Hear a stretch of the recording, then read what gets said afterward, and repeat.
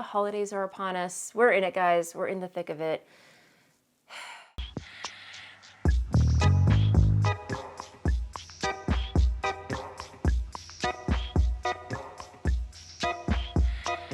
Hey everybody, welcome back to my channel. I'm Kristen, and if you're new here, this is a corner of the internet where I come at you every other week or so and share what I've been making. I do a lot of knitting, I do a lot of crochet, I do a lot of sewing, quilting. Lately, I've been doing a heck of a lot of bead weaving. So if that's your thing, if you are multi-craftual, you're in a good place. Gather around, grab a cup of something, and let's get into it. No housekeeping notes for you this week. Weather report. It is a beautiful sunny day here in Port Chester, New York, where I hail from. It is fall. Fall has fallen. The leaves are turning, foliage, high peak. We're probably past high peak. Anyway, we're in weather season and I'm so here for it. So anyway, all right, enough babbling. Let's talk knitting. And I will say, this is pretty much all I've been working on since I last chatted with you guys. I've been very monogamous, but that's good. That means we are getting things done. And this is my Eva Cardigan by Petite Knit. And yeah, unfortunately nothing super involved, complicated, exciting, intricate. It is just a basic black blob of a cardigan in progress. So yeah, if you've been following this channel for quite some time, I've just been talking about how I wanted to knit a big black cozy cardigan that I can chuck on that goes with everything.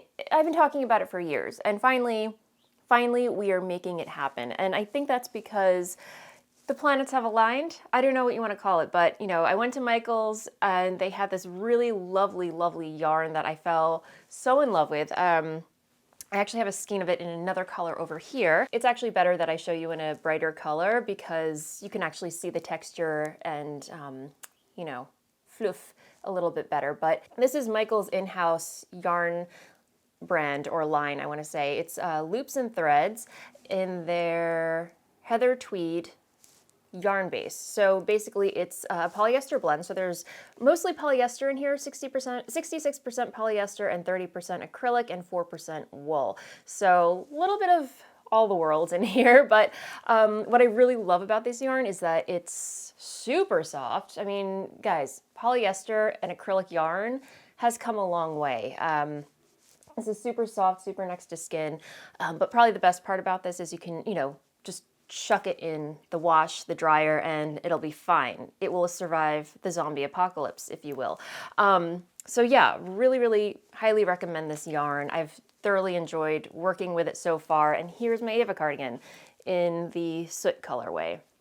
And yeah, again, it looks like a black blob, but I'm done with Body Island. So as you can see, I've cast off the bottom. I've knit the ribbing. There's about 3.5 inches of ribbing. I knit this a little bit longer than the pattern said to knit because I kind of got, again, like it was just stockinette in the round going, you know, around and around, and you know, you watch movies, you know, watch YouTube videos, and you kind of lose track of where you are. And before I knew it, I was like, oh, I should probably measure.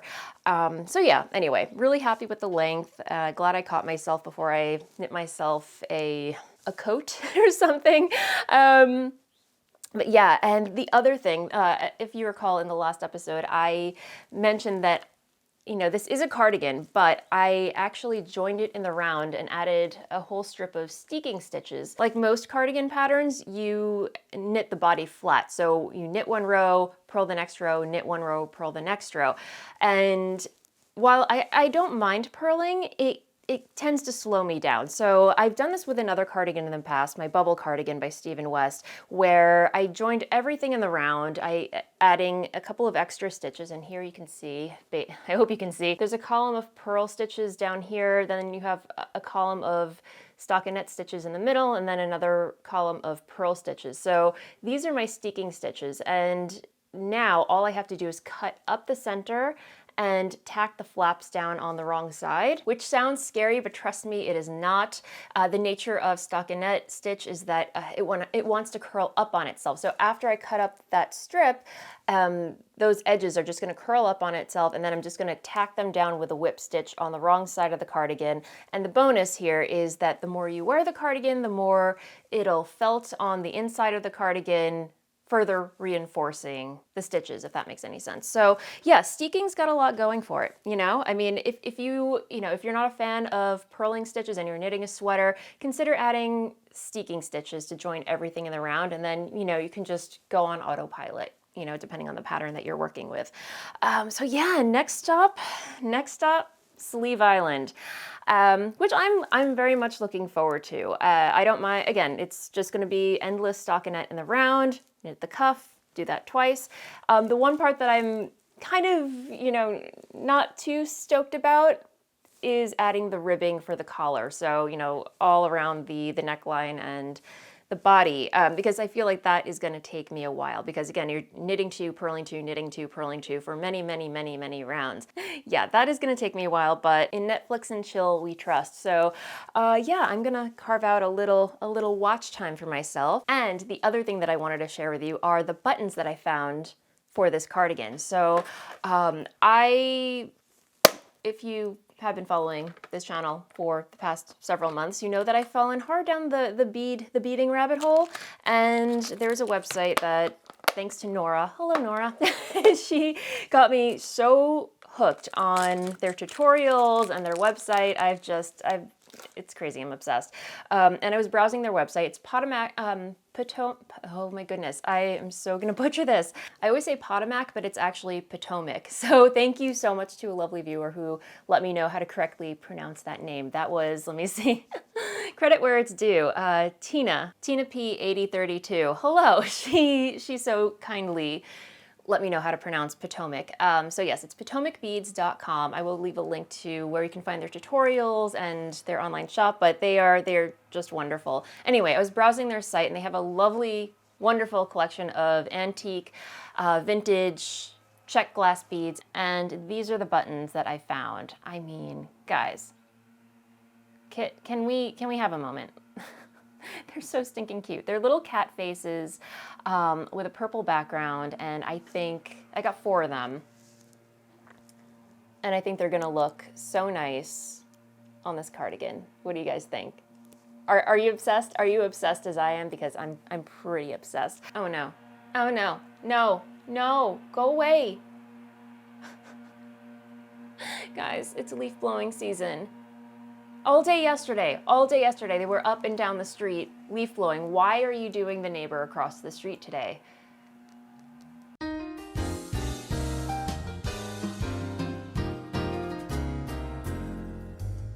Okay.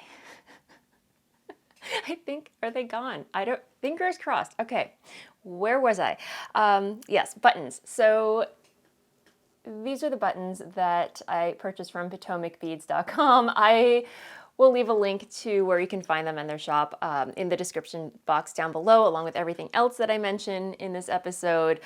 But yeah, that I believe is all the knitting content that I have to share with you, because again, I've just been knitting nonstop on this, which again is great because it means we are actually finishing things. But I will say that I once again have kind of stolen yarn for my own shop updates. And last week I dyed some colorways that just kind of, you know, screamed the warm and cozies, if you will. Anyway, here are the 2 colorways in question that I picked out that I really loved seeing them together. So this is my Mexican hot chocolate colorway, which is just kind of like a really nice, warm, spicy, cozy red, you know, kind of like flannel red, if you will.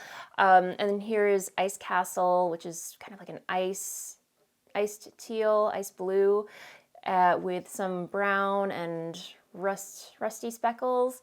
And yeah, just seeing these 2 colorways together kind of, I don't know, dare I say I feel inspired to design something with them. And it's been a hot minute since I've designed anything. Unfortunately, I'm not one of those designers that just crank out the patterns every week or month or so. That's probably why I dye yarn. You know, that's my lane. But once in a while, you know, when inspiration strikes, I just go at it. So, you know, right now I'm feeling the design juices flowing. So I might scheme these up and have a little fun with them. But yeah, these are dyed on my Nuvo base, which is 100% superwash merino, single ply fingering. One of my favorite go-to bases. It's just you know, it's my personal workhorse yarn that I dye. And then also just FYI to let you guys know, you know, because the holidays are upon us, we're in it, guys. We're in the thick of it. Thanksgiving is in a few weeks. Oh my goodness. Yeah, but anyway, once the holidays roll around, I bring back my blitzed base, which is 70% superwash merino, 20% nylon, and 10% gold stellina. And hopefully you can see the sparkle in there. It's just a really fun base that I like to bring back, you know, for the holidays. It's just a really nice way to add a little sparkle, glitz, and glam to your holiday projects, you know? So it's back, and I'm very, very happy about it. So yeah, and again, because the holidays are upon us, I'm starting to roll out all of my holiday colorways, like Sparkling Cider, we've got Not a Creature is Stirring coming down the pipeline, the Lost Reindeer, oh my gosh, the Lost Reindeer, guys, which are essentially 8 different holiday colorways named after each of Santa's reindeer. But this year, I'm not offering pre-orders. I'm actually dyeing them individually and offering them a la carte on my website. So that is coming up. So if you would like to be notified, go ahead and click on the sign up link for my newsletter if you haven't already. By the way, you get 10% off your first order, so that's a little bonus. And yeah, every week I send out a newsletter on Fridays letting you know what to expect in each update, because I do get a lot of emails from customers asking me, when are you gonna have this colorway in stock? When are you gonna have that colorway in stock? And I hear you, and I wish I could, you know, dye all the colorways that you guys want when you want it, but unfortunately I'm just one person. So the best way for me to let you know what to expect in each update is to send out the newsletter. So go ahead and do that if you haven't already. And again, you get 10% off your first order when you sign up to the newsletter. So thank you so much in advance for doing that. Yay! Okay, so that is it for fiber-related content. Let's move along to beading, because, you know, while I have been very monogamous on my knitting, there's been a hell of a lot of beading that I've been doing, guys. I am so in love. And you might have seen this on my Instagram feed, but I finished another bead embroidery project. Isn't this so wild and fun? Oh my gosh, guys. So this is another kit that I purchased from the Crimson Frog on Etsy. The designer is Kinga Nichols, and she designs and creates the most fun, most creative bead embroidery designs I've ever seen. And I heard about her through going to my local bead shop, Bead Everything. Is it Bead? Yeah, Bead Everything. I'm sorry. Yes. Brain fart. Bead Everything in White Plains is my local bead shop, and you know, I went in there asking them questions about bead embroidery, and they recommended that I check out Kinga Nichols' work, and holy cow, does it speak to my soul on so many levels. It's kind of like a Monet, where it's like up close, you see all these crazy wild elements, like you have this little miniature cat skull right here. Don't worry guys, it's not a real skull, it's made of resin, but it's, you know, so creepy, so cool. And then you have this little Venus bead right here. And then you have all these little, you know, rivolis that are bezeled, and these little chunky check glass beads, and these crescent-shaped beads. Anyway, all of that together from far away, it creates this really cool owl face. And then also, this is all iridescent embossed leather. And I just had so much fun making this, and it came together very quickly. I want to say, you know, in my downtime, it took me about a week to complete, even less. I want to say total, if I had to guess, probably 6 hours total for me to complete this. And if you've never done bead embroidery before, it's not as complicated as it might seem. I mean, basically all it is, you're doing backstitch, like perpetual backstitch when you're adding beads to your bead backing. So, I don't know what I just dropped. You're stitching your beads to this material right here. It's like felt, but stiff. It's very stiff felt, and basically it's your foundation for beading on. So it comes in, you know, different colors, mainly white and black. I chose black, or Kinga recommended black, because it kind of, you know, I mean, while I covered as much of the foundation as I could with beads, it does a good job of concealing, you know, the background, if you will, the foundation. But yeah, you're basically using this structured material right here just to, you know, stitch your beads on using the back stitch. And it really just comes down to, you know, arranging your beads and coming up with design concepts. And it's just, yeah, it's, again, it scratches an itch in my brain that I love so much. And yeah, so aside from, you know, bead embroidery, to put this all together, you needed E600 glue, which is, let me see, do I have it? I have it over here, hang on. This is a beader's best friend. It's E6000, I should say. So it's, you know, the beader's glue of choice. And I will say, if you are using this, make sure you're using it in a well-ventilated area, crack a window, because the fumes are a little potent, dare I say, but, you know, use that to basically tack things down and, you know, especially with the back and everything, sandwiching everything together. But at the end of the day, it's just, yeah. I love it so much, guys. And I should mention that the pattern, the kit that I purchased, is her Owl of Power embroidery kit. I will leave a link to it down below. And this is the second one that I've made from her kits. The first one I showed a couple of episodes ago. Theobald, the disgruntled fishy, I think. Yeah, anyway, another really fun pattern that I had putting together. So there's Theobald. And then I think, did I show this on the last episode? This was, I don't think I did. I shared it with channel members. So channel members may have gotten sight of this, but this was just kind of like a fun, random project that I created because I've recently dipped my toes into polymer clay. So making my own polymer clay cabochons, which is this centerpiece right here. It's just, you know what a cabochon is. It's basically a bead, but it's got a flat bottom and domed top. And what you do with those, you can either, you know, bezel them or embroider around them. So I, you know, fell down the cabochon making rabbit hole. This was just kind of, you know, playing around, having fun. Again, I don't know what I'm gonna do with this. I might just make it a little Christmas ornament or something. But this cabochon in the middle right here was kind of, you know, just my first attempt at making a cab. And I purchased a textured plate from Michael's. They had this really neat cabled knit texture. So, you know, when I created the cabochon with the black polymer clay, I pressed the texture plate into the clay, and then with my finger, I took some metallic mica powder and just kind of rubbed it across the top, and that made it really easy to see the texture. So, you know, I baked it once it came out of the oven. It wasn't perfect, but I still decided to have fun with it, play around with it, and, you know, just, yeah, have fun. Here's what it looks like on the back. I had some metallic leather in my stash that I used for the backing. Yeah, so it reminds me, it reminds me of a beaded ravioli. I mean, that's what goes on in my head. Unfortunately, it's not stuffed with meat or, you know, cheese. It's stuffed with E6000 glue. But you can use your imagination, you know? So yeah, polymer clay is certainly another rabbit hole, fork in the road, if you will, add-on to beading that I'm having a little fun with. You know, again, like I got the basics, you know, I'm not going all in with polymer clay just yet, just kind of, you know, dipping my toes, seeing where it goes. That was not meant to rhyme, but I did purchase a couple of silicone molds just to have a little fun with, and I got one with like moon faces on it. So here's one. Isn't that cute? It's blue glitter polymer clay. Here's what it looks like on the back. You can see the glitter there, but I did go ahead and, you know, rub some of that metallic mica powder on.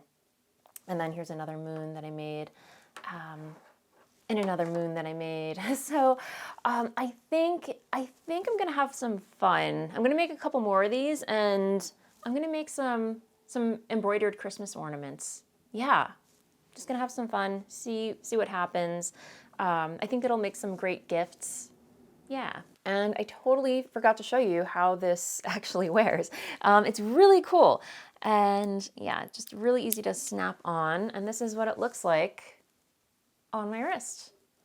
So fun, guys. I'm obsessed. I mean, of course, it's meant to be viewed like that, but really, really cool. I love it. I love it so much. I actually did finish some other bits and bobs. I don't want this episode to go on way too long. You're probably not here for beading, but there's been a lot of it, and I shared some of these with, again, channel members, so they've probably seen these already. But here's another Potomac bead pattern, earring pattern that I mean, gosh, this is not, yeah, not focusing. So these are just some simple bezeled cushions. So like these square gems in the center are called cushions, and yeah, just a simple bezel around them. Really, really fun to make. These are another set of earrings that came together super quick. I actually used some beads that I picked up from our trip to Maine over the summer.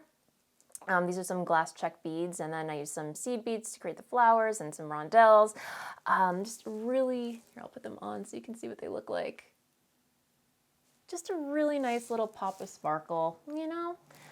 And like I said on Instagram, I am gonna need a bigger jewelry box, just because I can't stop making sparkly bling. I can't help myself. I also made this necklace here. Of course, another Potomac tutorial that I followed using dagger beads, and some more, you know, just fire polish and seed beads and stuff. Anyway, guys, I will leave a link to all of these little projects that you can check out yourself. And the cool thing, I will say, the cool thing about this pattern right here is that you can mix and match different things from your bead stash. You're not limited. I mean, as with all of these patterns, you're not limited to using the beads that they use in the tutorial. I mean, it's as long as you have bead sizes that are relatively in the same ballpark, you can, you know, the world's your oyster. You can have fun mixing, matching, and playing around with different materials. And that is what I love about beading. I mean, the possibilities are so completely endless. So anyway, yeah, that, my friends, I believe, is all the creative content that I have to share with you this week. I do want to mention that we have our epic Makealong, our epic mall that is winding down. That is coming to an end January 1st, 2025. So still plenty of time to join. I think, yeah, we have like a month and a half or so. Yeah. So, you know, jump in, whatever your craft is, you're welcome to join. The whole point of this Makealong is to come out on the other side feeling like you've accomplished something epic. So whether it's learning a new skill, a new craft, a new technique, or finished a languishing whip, or tackled that project that you've been dreaming about, there's no hard and fast rules. It's just feeling like, you know, you've tackled something epic, if you will. And I feel, you know, while I haven't finished the projects that I started out this Makealong with, thinking that that was going to be my project for this Makealong, I feel like I've come out on the other end very, very accomplished. So I've tackled several beading projects, epic beading projects, and, you know, pat myself on the back. Not that I get any prizes or anything, but there will be prizes for you. So there are 3 ways to join. Again, guys, I think I made this a little more complicated for myself than it needed to be, but there are 3 ways to join this this Makealong. So you can do that if you just want to be inspired and cheer other people on. Join by sharing your work, your progress on Instagram using hashtag Voolenvine Epic MAL. There are no prizes being awarded on Instagram, but, you know, if you are here for prizes and, you know, you want to win something a little special from yours truly, you can do that by joining on Ravelry or by becoming a member and joining our Facebook group. The Facebook group is a little bit more intimate. It's for members of this channel only. So there's that, and then you can also do it by going to our Ravelry group, the Voolenvine Ravelry group, where, you know, you can chit chat on there, share, you know, photos, engage with each other, ask questions, and I will be awarding giveaway prizes to both the Ravelry group and for Facebook group members. Again, those giveaway prizes are still TBD. I should probably get on that. But I should also mention that I think this is going to be the very last year-long Makealong I host, at least for a while, because, you know, I have to be honest, guys. I'm not good at, you know, hosting Makealongs. I'm not good at joining Makealongs. Sometimes I follow through, sometimes I don't. But I realize I just don't have the bandwidth. I don't always have the bandwidth to you know, do a good job promoting them or talking about them. It's just, it's a lot for me to you know what I mean. So anyway, that's not to say that I didn't enjoy, you know, seeing your projects and engaging with you guys. And it's been so wonderful seeing all your beautiful makes and, you know, talking with you in Ravelry and on the Facebook group, and just seeing you guys accomplish so much, and create beautiful, beautiful pieces. There's even someone participating that literally shored her own sheep, processed the fiber, and is literally going from sheep to sweater. I mean, it's pretty epic, and you know, hats off to you. I salute you. That is a serious accomplishment. So more on that soon. Yes, so anyway, all the details down below in the description box.